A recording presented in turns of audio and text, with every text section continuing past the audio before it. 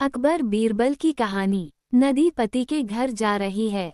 वर्षा ऋतु थी। यमुना नदी में बाढ़ आई थी। लहरें किनारे पर आकर टकरा रही थी, जिससे अनीश सी छप छप की आवाज होती थी।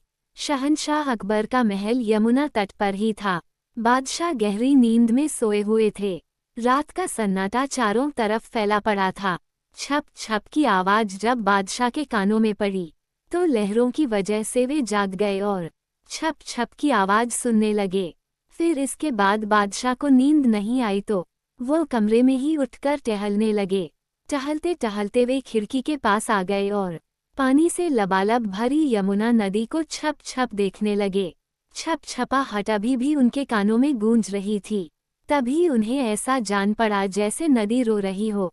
शहंशाह के मन में सवाल उठ खड़ा हुआ कि आखिर क्या बात है। रात के सन्नाटे में सब सो रहे हैं, मगर नदी क्यों रो रही है। अपने इस प्रश्न का जवाब वह नहीं ढूंढ सके तो बिस्तर पर आकर चुपचाप लेट गए।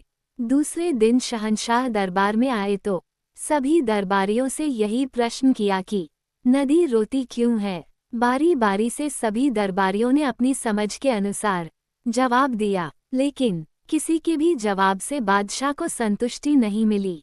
इसी बीच बीरबल दरबार में पधारे। बादशाह ने बीरबल को देखते ही सवाल कर दिया, बताओ बीरबल, नदी क्यों रोती है। बीरबल इस बेतुके सवाल पर कुछ देर तक चुप खड़े रहे। फिर उन्होंने कहा, जहां पनाह, मैं आपके सवाल का जवाब तभी दे सकता हूँ जब मैं नदी का रोना अपने कानों से सुनूंगा। बीरबल, नदी के रोने की आवाज तो मैं तुम्हें रात को सन्नाटे में ही सुना सकता हूँ। बादशाह ने ये कहकर बीरबल को देखा। बीरबल रात होने पर शहंशाह के महल में पहुँचे। बादशाह उन्हें अपने महल की खिड़की के पास ले गए और वह छप छप की आवाज उन्हें सुनाई और इसका कारण पूछा। बीरबल अगले पल ही यह समझ गए कि ये तो पानी के बहने की आवाज है और बादशाह ने इसे ही नदी का रोना मान लिया है। बीरबल झुककर बड़े ही विनम्र स्वर में बोले, हुजूर, नदी अपने पिता के घर यानी पहाड़ से विदा होकर अपने पति यानी समुद्र के यहाँ जा रही है, जिससे वह पिता से अलग होने के गम में रोती जा रही है।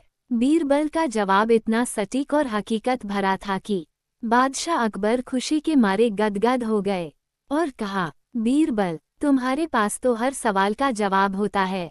हम तुम्हारे जवाब से संतुष्ट हुए।